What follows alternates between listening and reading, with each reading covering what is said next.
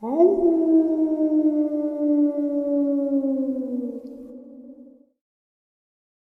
salutations, everyone. I hope everyone is still doing well, and welcome to this shocking night-ending bonus upload.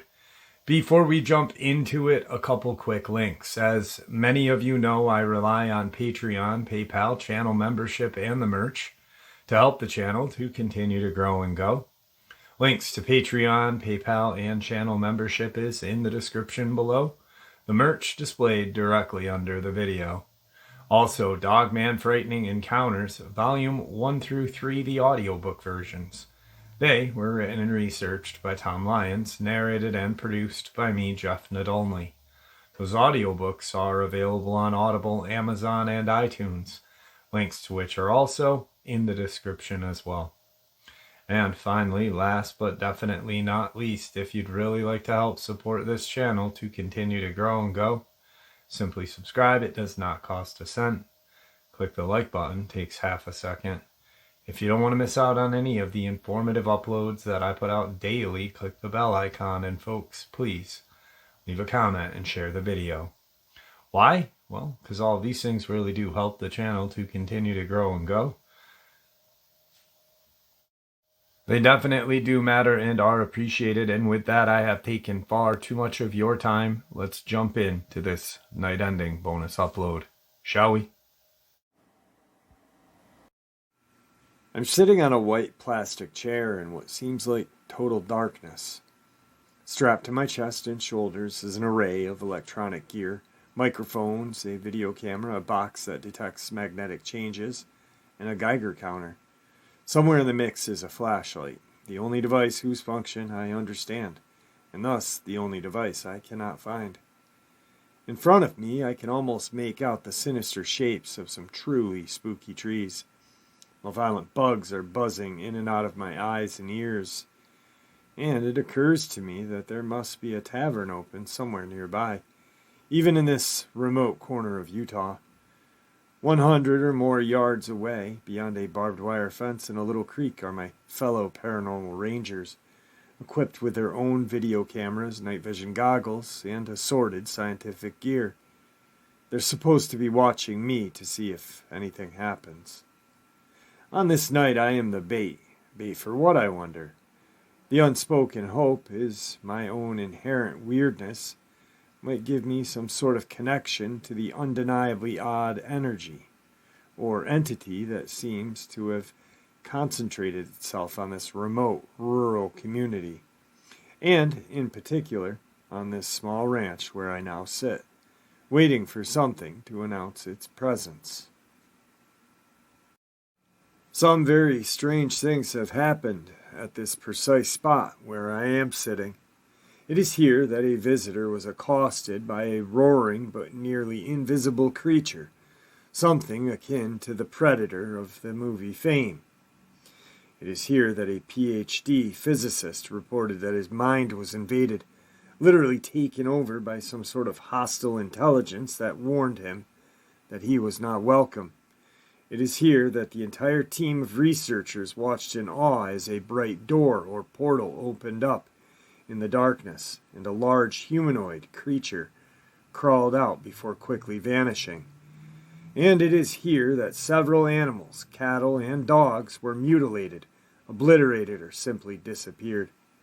For as long as anyone can remember, this part of northeastern Utah has been the site of simply unbelievable paranormal activity. UFOs, Sasquatch, cattle mutilations, psychic manifestations. Creatures that are not found in any zoos or textbooks, poltergeist events, you name it, residents have seen it. Retired school teacher Junior Hicks is the area's unofficial historian for all things weird. He's cataloged 400 or so incidents, most of them involving UFO sightings, but says there have been thousands of other cases. Hicks estimates at least half of the 50,000 residents of this basin have seen weird things in the sky. Flying saucers, cigar-shaped craft, zigzagging balls of light, so many different objects that local police and highway patrol long ago stopped taking reports. Many of the lawmen have been witnesses themselves. Hicks and members of his family have witnessed their own UFO events over the years. The UFO activity really started getting intense in the early 50s, Hicks states. There were cases where a whole school and all the teachers saw these things hovering over the town in broad daylight. In the 60s and 70s, we probably had more UFO sightings than any place in the world. But the run-of-the-mill UFO events don't begin to describe the rich array of unusual phenomena in the area. The Ute Indian tribe has been here far longer than white settlers. Tribal leaders are reluctant to speak to outsiders, but their oral history is replete with examples of strange creatures and sightings. Indian lore refers to some of these creatures as skinwalkers, others call them shapeshifters, werewolves, or Bigfoot. The Utes take this very seriously, Hicks states.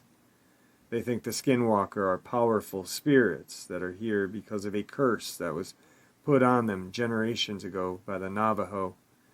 And the center of the whole legend is this ranch. The Utes say the ranch is the path of the skinwalker. Tribe members are strictly forbidden from setting foot on the property. It's been that way for a long time. The ranch in question is a 480-acre spread of rich, well-watered pasture and a few thick patches of tall cottonwood. It's divided into 3 sections, each section being a former homestead. Thick brush and small river are on one side, a rocky, picturesque ridge is on the other. Skinwalker Ranch is what the Utes call it, according to Hicks. A long dirt road is the only way in or out of this ranch. When rancher Tom Gorman, not his real name, bought the place in 1994, it had been vacant for 7 or 8 years. Gorman and his wife and 2 kids were curious about the impressive array of bolts that covered the doors and windows of the main home. There were deadbolts on both sides of the doors. Even the kitchen cabinets had both bolts on them. And at both ends of the home, iron stakes and heavy chains had been installed. Gorman guessed the previous tenants had positioned large guard dogs in the front and back of the house, but he had no idea why. On the day the Gormans moved their furnishings into the property, they had their first foreshadowing events that would follow. They spotted an extremely large wolf out in the pasture. The wolf cautiously made its way across the field, and, to the surprise of everyone, sidled up to the family, acting like it was a familiar pet. It had rained that day, and the family remembers the wolf smelled like wet dog as they were petting it. After a few moments, the wolf strolled over to the corral and grabbed a calf by its snout, attempting to pull it through the corral bars. Gorman and his father began to beat on the wolf with sticks, but it would not release the calf. Gorman grabbed his .357 Magnum from his truck and shot the wolf at point-blank range. The slug had no noticeable effect. Gorman pumped another bullet into the wolf, which then let go of the calf but stood looking at the family as if nothing had happened. Gorman shot it 2 more times with his powerful handgun. The big animal backed off a bit but showed no signs of distress, not even any blood. The mystified rancher retrieved a hunting rifle and shot the wolf again, once more at close range. Gorman is not only an experienced marksman, but a big game hunter of considerable repute. 5 slugs should have been enough to bring down an elk, let alone a wolf. The 5th shot caused a chunk of hair and flesh to fly off the wolf, but it did not seem fazed. After the 6th shot, the wolf casually trotted across the field into the muddy thicket. Gorman and his father tracked the beast for about a mile, following its paw prints through the mud, but the track suddenly ended, as if the wolf had simply vanished into thin air. Returning to the corralled area, Gorman examined the chunk of flesh and said it looked and smelled like rotten meat. He made inquiries among the neighbors, but no one seemed to know anything about a tamed, oversized wolf in the area. A few weeks later, Mrs. Gorman encountered a wolf that was so large its back was parallel with the top of her window as it stood beside her car. The wolf was accompanied by a dog-like animal that she could not identify. Over the next 2 years, a menagerie of weird animals was reported by the family members and neighbors. While driving into the ranch on a bright afternoon, Gorman and his wife saw something attacking one of the horses. They described it as low to the ground, heavy-muscled, weighing perhaps 200 pounds, with curly red hair and a bushy tail.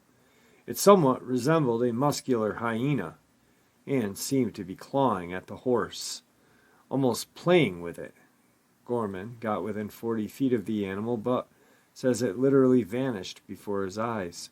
Poof! Gone. They checked the horse and found numerous claw marks on its legs. A few months later, the wife of the deputy sheriff reporting seeing a similar muscular reddish beast running across the property. Another visitor to the ranch had a more ominous encounter in the middle of the homestead. The same place where I was set as bait.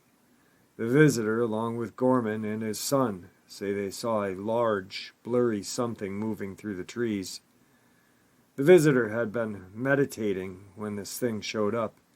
It swiftly moved from the trees across the pasture, covering 100 yards in seconds. And when it reached the man, it let out a ferocious roar, something akin to a large bear, a roar loud enough to be heard hundreds of yards away. But this was no bear. It was, according to the Gormans, nearly invisible, resembling the camouflaged being in the movie The Predator. The visitor was so scared he grabbed onto Gorman and would not let go. He left the ranch and has never returned. Other creatures and beings were also seen, including exotic, multicolored birds that were certainly not native to the region and could not be identified. There were numerous close encounters with dark, 9-foot-tall beasts that resembled Bigfoot or Sasquatch. As if those visual experiences were not enough, the family claims its other senses were also challenged by assorted weird events. They often were overwhelmed by a strong musk odor. The pastures would unexplainably light up at night like a football stadium. They claim to have seen shafts of light that seemingly emanated from the ground. They and others say they heard what sounded like heavy machinery operating under the earth, and they heard voices. Tom and his son and his nephew remember hearing a loud, disembodied conversation in some unintelligible language. The disembodied male voices spoke in what the witness say was a mocking tone and sounded like they were emanating from 20 or more feet above their heads. But they saw nothing. The dogs accompanying these 3 witnesses growled and barked at the voices, then took off in a panic. There were physical manifestations that aren't easily explained. While checking on his herd in the 3rd homestead, Gorman noticed that someone had dug up his pasture. Hundreds of pounds of soil had been scooped out of the ground. The edges of the hole resembled perfect, cylindrical circles, as if someone had dropped a gigantic cookie cutter on the pasture. Several smaller scoop marks were also found. The Gormans also reported phenomena similar to crop circles. One formation found in their pasture consisted of 3 circles of flattened grass. Each circle was approximately 8 feet in diameter, and they were arranged in a triangle pattern, with each circle about 30 feet from the others. Now keep in mind, there is only one road leading into the ranch. Anyone coming or going would almost certainly have been noticed by the Gormans or by the neighbors.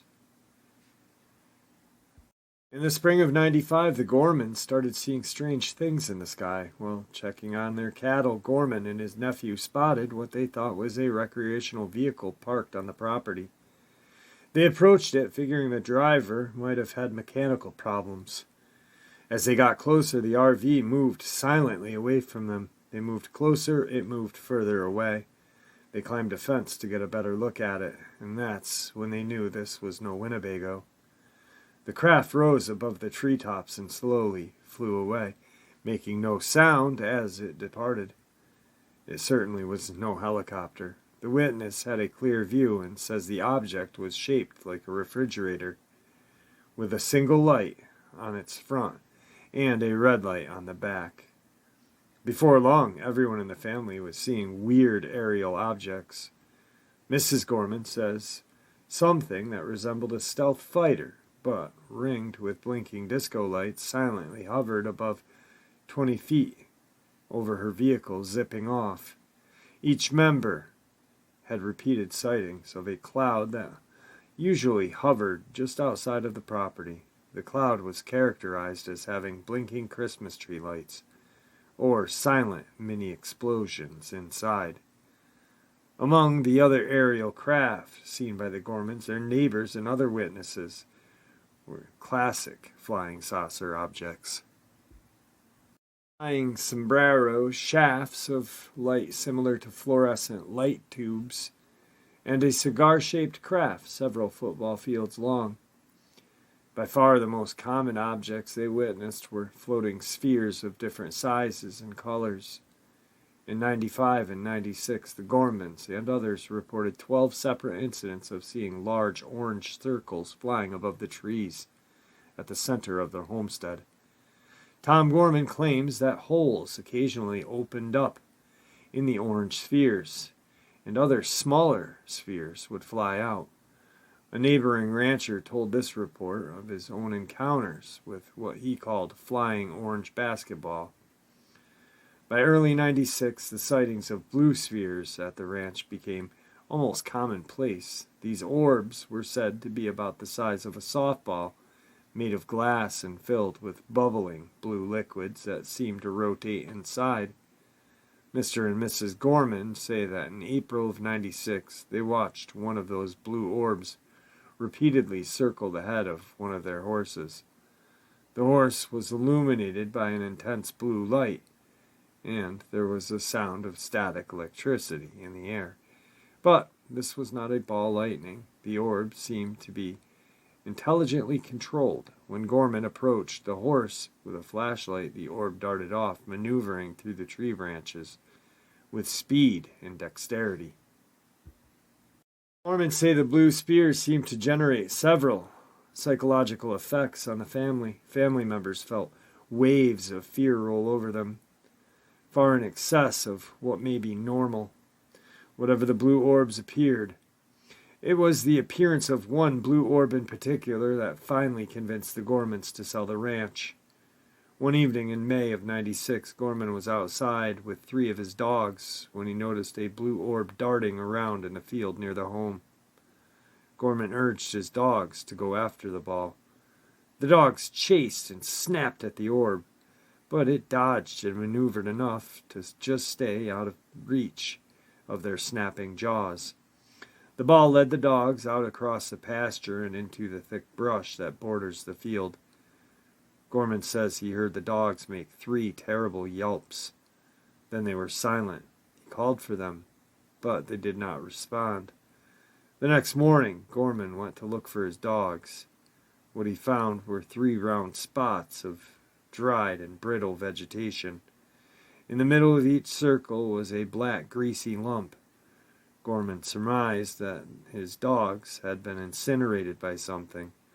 One thing for sure, the dogs were never seen again. The disappearance of their dogs prompted the Gormans to think about getting out. Tom Gorman wasn't some country bumpkin farmer trying to get by. He had a college degrees and advanced training in animal husbandry, was considered an expert in artificial insemination, and had plans for raising high-bred, high-end stock at Picturesque Ranch. His herd, which ranged from 60 to 80 head, consisted of expensive, top-of-the-line heifers and 4 2,000-pound show-class bulls. From the day he moved his herd onto the ranch, though his hopes and his animals seemed to be under assault, the balls of light that were seen so often on the property seemed to take special interest in the cattle, and were often seen buzzing around their heads.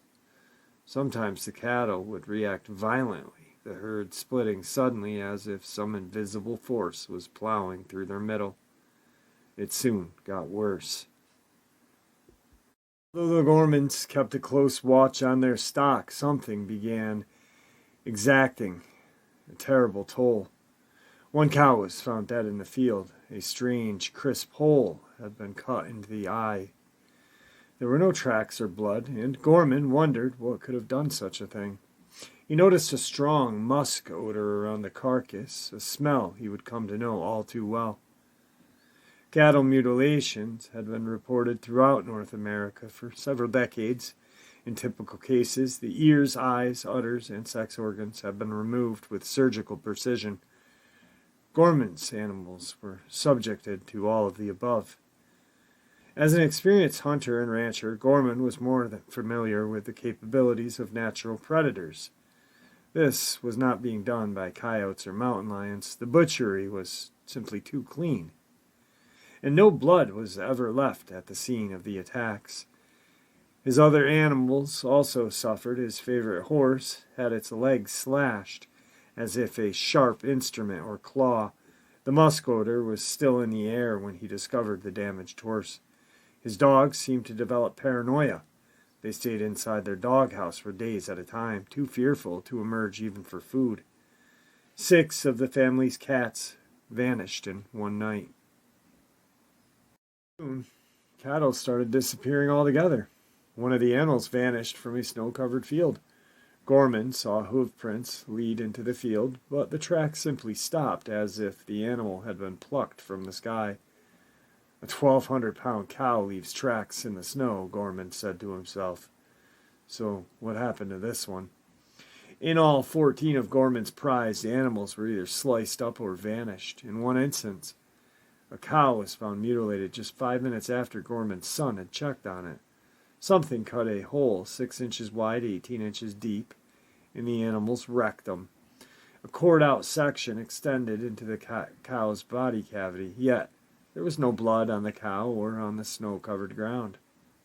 The loss of 14 expensive animals from an 80-head herd is extreme by any standards. There were other losses as well, but from explainable causes. It meant that Gorman was close to financial collapse. One April afternoon, Gorman and his wife took a quick drive to town for supplies. As they passed the corral that contained their 4 bulls, they commented to each other that it'd be really in trouble if something were to happen to one of those bulls. When they returned to the ranch less than an hour later, all 4 bulls were gone.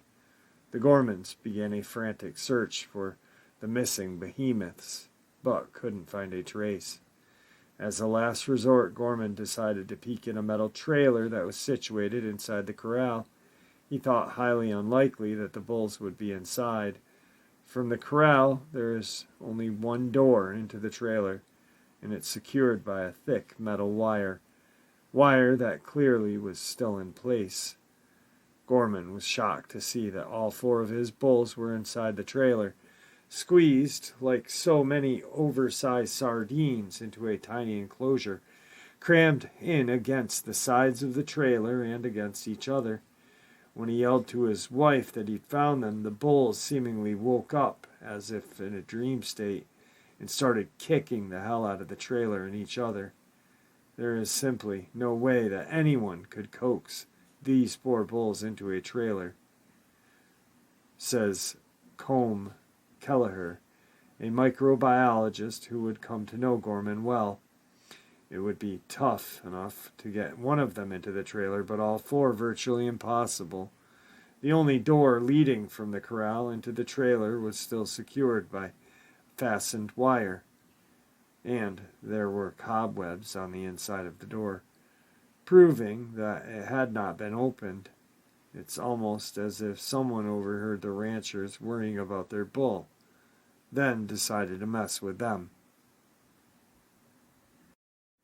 Kelleher didn't realize it back in '96, but the Gorman Ranch was soon to become his home away from home. Kelleher is the deputy administrator of NIDS, the National Institute for Discovery Science, a Las Vegas-based research organization founded by a local businessman, Robert Bigelow. Bigelow's long-standing interest in the paranormal, topics including UFO, animal mutilations, and human consciousness, prompted him to assemble an impressive team of engineers, psychologists, physicists, and other doctorate-level professionals for the purpose of investigating subjects that are largely shunned by mainstream science. By the mid-'96, the Gormans were ready to cash in their chips. Those who knew Tom Gorman says he blamed himself for the weird string of events that had ruined his ranching operation. He didn't want to give up, but felt cursed, and was ready to bail for the sake of his family. In an uncharacteristic moment, he told the parts of this story to a news reporter. A respected journalist from Salt Lake City heard about it, came to the ranch and talked to the family. Pictures were taken, and wire service picked up the story. That's how Bob Bigelow learned about the Skinwalker Ranch. Bigelow and his team flew to Utah and introduced themselves to the Gormans. NID staffers checked out the story, interviewed the neighbors, and evaluated Gorman's seemingly incredible tales. Bigelow offered to buy the ranch outright with the idea of transforming it into an interactive paranormal laboratory, an ongoing experiment that might shed some light on questions that have been viewed with a scientific skepticism. Amazingly, he talked the Gormans into staying at the ranch as caretakers. By this point, the family is a wreck. The UFOs, balls of light, cattle mutilations, animal disappearances, Bigfoot sightings, and skinwalker legends are bad enough, but there had also been an ongoing series of more personal events. Things had occurred within their home that had made a normal life impossible. They saw apparitions in the house, blinding lights, dark creatures peering into the windows, furnishing, tools, and everyday items moved around, disappeared, or turned up in unusual places. No one could sleep. When they did manage to grab a few hours, they were plagued by violent nightmares, often describing later different family members had experienced identical dreams. The two kids, honor roll students, before arriving at the ranch, saw their grades plummet. Mrs. Gorman lost her job at the local bank because of repeated absences and disturbing water cooler tales. Hoping for safety in numbers, the Gormans slept each night on the floor of their front room. The folks at NIDS offered moral, emotional, and financial support to the Gormans. What's more, they had a plan. The ranch presented what appeared to be a once-in-a-lifetime opportunity to legitimately study a full menu of paranormal activities. They endeavored to seal off the ranch, pack it with high-tech modern equipment, staff it around the clock with trained observers to see what happens. Some residents sarcastically wondered what the hucksters from Las Vegas really had in mind. A scam of some sorts was one oft-mentioned possibility. UFO buffs whined that Bob Bigelow was a shadowy guy who may or may not have CIA connections, and that he was out to somehow corner the market on ET. They demanded that whatever happened at the ranch should be made immediately available for their evaluation. Paranormal debunkers predicted the NIDS team would come up empty-handed because unexplained events inevitably wither under careful scrutiny. As it turns out, all three of these groups were wrong. NIDS did seal off the ranch from the outside observers, but not for any monetary gain. Neither the CIA nor any other government agency had any input or access to these things that had occurred under NIDS' watch, and a phenomenon itself did not wither or evaporate. For the past 6 years, events at the ranch have been under constant scrutiny. Witnesses, including highly accomplished scientists and law and order personnel, have documented a mind-boggling array of unusual activity, but there has been a near total blackout on the release of any information about the site. By agreement with Bigelow, a reporter was granted the first outside access to the ranch and to scientists and ex-lawmen who have been studying it. Interviews were conducted with the ranch, as well as with the community and the memories who had reported unusual events, and several nights were spent out on the ranch itself, watching for odd lights and other manifestations. No one who has studied this can say with any certain what's going on. The NIDS researchers are not making any claims about ETs, ghosts, skinwalkers. They are merely collecting data and trying to make some sort of sense out of it. That is a small comfort to me as I sit in darkness on my plastic little chair waiting for something to happen. The mind certainly can play tricks in such an environment, but could so many witnesses be completely wrong? Do not travel to the ranch. You are not welcome there. It is private property, and the people who live on or near don't want to be hassled by curiosity seekers or the media. What's more, a high level of unexplained phenomena has taken a steady nosedive over the past few months. So chances are you wouldn't see anything, even if you could, on this property. This next part is an add-on. As if to punctuate the point, the phenomenon at the ranch seemed to constantly evolve. One of the most recent incidents occurred on a cold morning in February. The caretaker for the property was patrolling the grounds early in the morning. As he walked past a watering hole, he noticed an odd circular impression in the thin ice that had formed overnight. Something had carved a perfect circle into the ice. The circle was just under 6 feet in diameter and seemed oddly reminiscent of the crop formation seen in England's wheat field. The cuts extended only a quarter of an inch into the ice, and the ice itself is another quarter of an inch. The question arises, how could this have been done? Someone standing on that muddy bank would have left footprints. The only footprint are cattle tracks. The ice itself is so thin that it could not support almost no weight and certainly would have cracked if broken.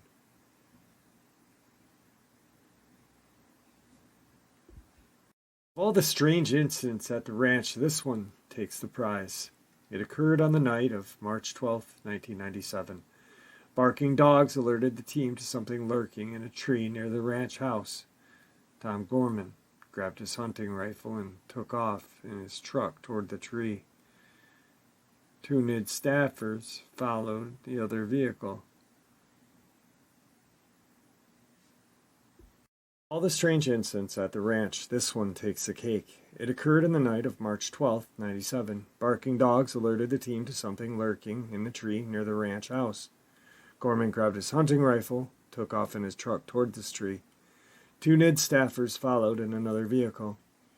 Up in the tree branches, they could make out a huge set of yellowish reptilian eyes. The head of this creature had to be 3 feet wide, they guessed. At the bottom of the tree was something else. Gorman describes it as huge, hairy, with a massively muscled front legs and a dog-like head. Gorman, whose 8-crack shot fired at both figures from a distance of 40 yards. The creature on the ground seemed to vanish. The thing in the tree apparently fell to the ground because Gorman heard it land heavily in a patch of snow. All 3 men ran through the pasture and scrub, chasing what they thought was a wounded animal, but they never found an animal or saw any blood. A professional tracker was brought in the next day to scour the area, and nothing.